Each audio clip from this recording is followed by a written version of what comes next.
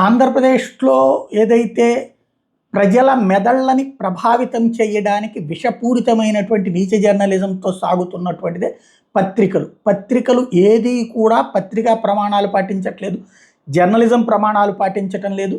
తమ పోషించే రాజకీయ పార్టీల యొక్క భావజాలాన్ని ప్రజల్లో రుద్దుతూ నిజాన్ని అబద్ధాలుగా, అబద్ధాల్ని నిజాలుగా నమ్మించేటటువంటి ప్రయత్నం చేస్తున్నాయి.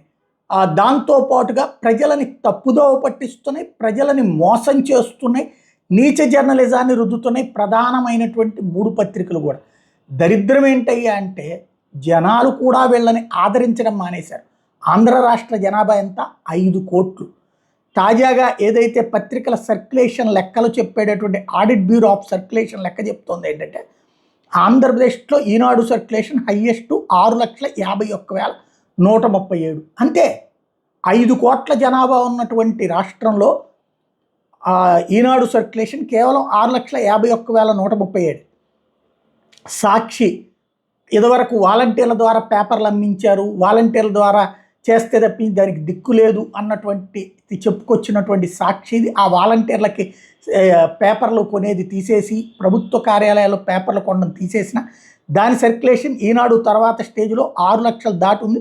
6,12,814 రెండవ స్థానంలో ఉంది. అది అయితే గతంలో వాళ్ళు వేసుకున్నటువంటి ఎత్తుగడ ఫస్ట్కి రావాలన్నటువంటిది అది ఆ కళ నెరవేరినట్టు లేదు.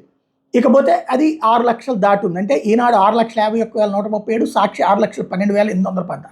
ఆంధ్రజ్యోతి నిరంతరం విషాన్ని నింపుతా వార్తలు కాకుండా ఒక రాజకీయ పార్టీ కరపత్రికగా వ్యవహరిస్తూ దిగజారిపోయిన నీచ జర్నలిజానికి సజీవ సాక్ష్యంగా ఒక పేపర్ ఎలా ఉండకూడదు అంటే చూపించడానికి పనికొచ్చేటటువంటి ఒక టిష్యూ పేపర్ లాంటి పత్రిక ఆంధ్రజ్యోతి సర్క్యులేషన్ 2,35,017 మాత్రమే ఆంధ్రప్రదేశ్లో. ఇది గుర్తుపెట్టుకోవచ్చు. కేవలం 2,35,017. 2 తెలుగు రాష్ట్రాల్లో కలిపినా ఈనాడు 10 లక్షల రేంజ్లోనే ఉంది, సాక్షి దాదాపుగా అదే రేంజ్లో ఉంది. 10-12 లక్షలు ఇద్దరిది కూడా దగ్గరగా 10 లక్షలు 11 లక్షలు అట్లా 2 రాష్ట్రాలు కలిపితే ఉమ్మడిగా కూడా.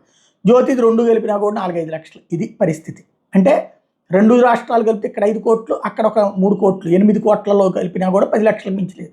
అంటే పత్రికలు కేవలం రెఫరెన్స్ కిందన పనికొస్తున్నాయి తప్పించి అంతకు మించి సీన్ లేదన్నటువంటి విషయం స్పష్టమవుతోంది. దీంతో పోల్చుకుంటే యూట్యూబ్లో సబ్స్క్రైబర్ల సంఖ్య ఎక్కువ ఉంటుంది అనుకుంటా.